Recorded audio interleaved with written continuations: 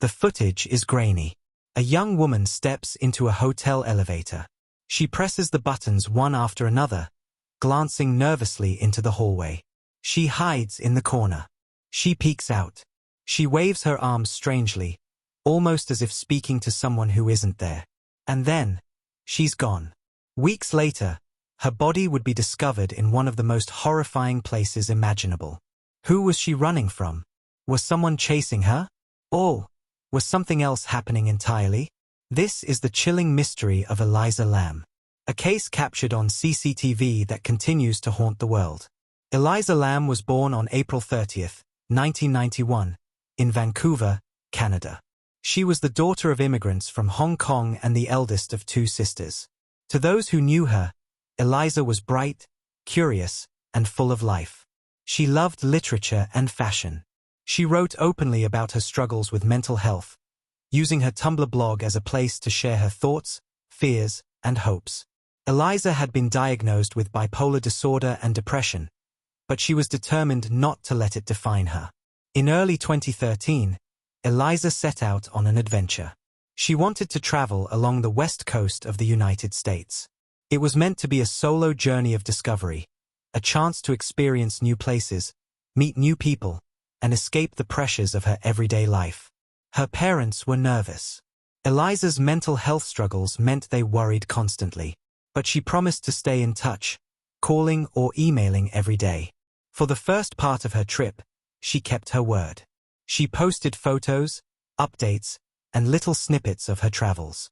That promise would be broken in late January, when Elisa checked into the infamous Cecil Hotel in downtown Los Angeles. On January 26, 2013, Elisa arrived at the Cecil Hotel. At first glance, it was just another cheap hotel for travelers.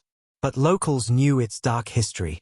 The Cecil had been home to suicides, overdoses, and even serial killers like Richard Ramirez, the Night Stalker. At first, Elisa shared a room with other female travelers in a hostel-style arrangement. But after a few days, her roommates complained to the staff. They said Elisa was behaving oddly, locking doors, leaving notes that didn't make sense, and acting paranoid. The hotel moved her into a private room. On January 31st, Elisa was seen around town. She visited a bookstore called The Last Bookstore, where she chatted with the owner about buying gifts for her family. The owner later said Elisa was lively, friendly, and seemed completely normal. That same day, Elisa spoke to her parents back in Canada. She promised she'd call again the next day. That call never came. When Elisa failed to check in with her parents on February 1st, they knew something was wrong. She wasn't the type to just disappear. They called Los Angeles police, who immediately began a search. At first, investigators canvassed the hotel. They searched her room, checked her belongings, and interviewed staff and guests. Her phone, laptop, and clothing were still there. But Elisa herself was gone. Then, police released a piece of evidence that would shock the world. The hotel's elevator security camera captured Elisa's last known moments. The footage shows her stepping inside, pressing multiple buttons, and waiting. But the elevator doors don't close.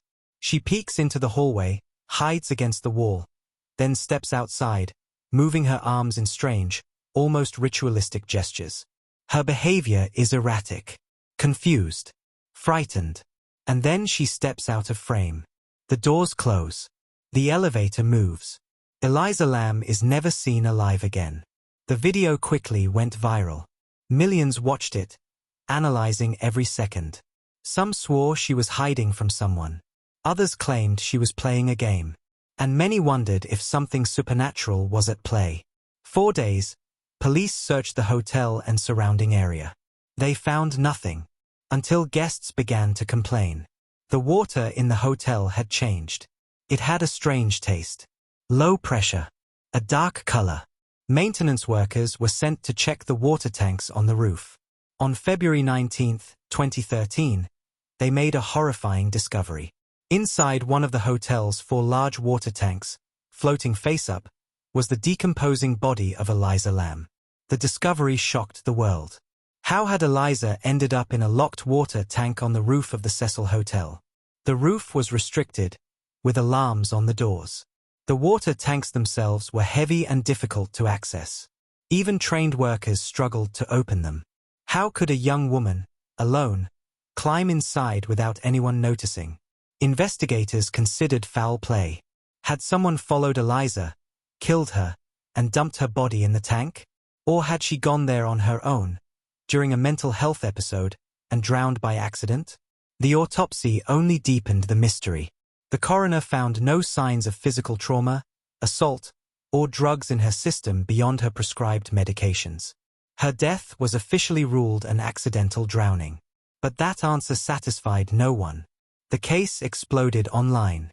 Internet sleuths pored over the elevator video, frame by frame, searching for hidden details. Some claimed the footage had been tampered with, that timestamps were missing, or frames were cut. Why? Conspiracy theories spread like wildfire. Some believed Eliza had been murdered by hotel staff. Others claimed gangs or cults were involved. A few pointed to supernatural explanations, linking her death to the Cecil's dark history. One disturbing theory involved the elevator game, an urban legend from South Korea where players travel to another dimension by pressing elevator buttons in a specific sequence.